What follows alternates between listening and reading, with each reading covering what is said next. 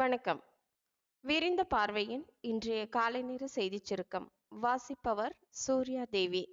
இந்திய குடியரசுத் தலைவர் திரௌபதி முர்மு அவமரியாதை செய்யப்பட்டதாக விடுதலை சிறுத்தைகள் கட்சியின் தலைவர் தொல் திருமாவளவன் தனது எக்ஸ் சமூக வலைதளத்தில் பதிவு செய்துள்ளார். பாரதிய ஜனதா கட்சியின் மூத்த தலைவரும் முன்னாள் உள்துறை அமைச்சருமான எல்.கே. அத்வானிக்கு பாரத ரத்னா விருது வழங்கும்போது இந்த சம்பவம் நடைபெற்றதாக செய்திகள் தெரிவிக்கின்றன. அதிமுக கூட்டணி உடைந்ததால் எங்களுக்கு பிரச்சனை இல்லை. ஜெயலலிதா அவர்களின் கனவை சிதைக்கும் பாவம் செய்கிறவர்கள் என்ற வருத்தம் அதிமுகவினருக்கு தான் வர வேண்டும். பாஜகவினருக்கு எந்த வருத்தமும் வர வேண்டிய எந்த காரணமும் இல்லை என்று பிரதமர் மோடி தந்தி டிவிக்கு அளித்த பேட்டியில் தெரிவித்துள்ளார். தமிழ்நாட்டில் பாஜக தென்சென்னை உள்ளிட்ட 3 தொகுதிகளில் உறுதியாக வெல்லும் என அக்கட்சி களமிறக்கிய டீம் நடத்திய சர்வே ரிப்போர்ட் டெல்லிக்கு அனுப்பப்பட்டுள்ளது.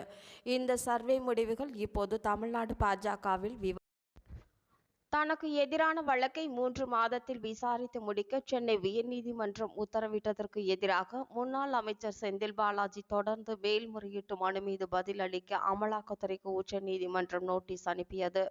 கீழமை நீதிமன்ற விசாரணைக்கு இடைக்கால தடை விதிக்கவும் உச்சநீதிமன்றம் மறுப்பு தெரிவித்துள்ளது. மேலும் வழக்கின் விசாரணை ஏப்ரல் 29ஆம் தேதிக்கு ஒத்திவைக்கப்பட்டுள்ளது. மொபைல் செயலியில் புதிய மின் இணைப்பிற்கு ஒப்புதல் அளிப்பது, மின் விநியோகம் துண்டிக்கப்பட்ட இணைப்புகளை கண்டறிவது உள்ளிட்ட சோதனை திட்டம் வெற்றி பெற்றுள்ளதால் மாநிலம் முழுவதும் அமல்படுத்த மின் வாரியம் முடிவு செய்துள்ளது. திமுக கூட்டணி 20 தொகுதிகளுக்கு மேல் வெற்றி பெறாது என்று ஐஜேகே நிறுவனர் பாரிவேந்தர் தெரிவித்துள்ளார். தமிழக பாஜக தலைவர் அண்ணாமலை நினைத்திருந்தால் திமுகவிலோ அல்லது அதிமுகவிலோ சேர்ந்திருக்கலாம் என பிரதமர் நரேந்திர மோடி தெரிவித்துள்ளார்.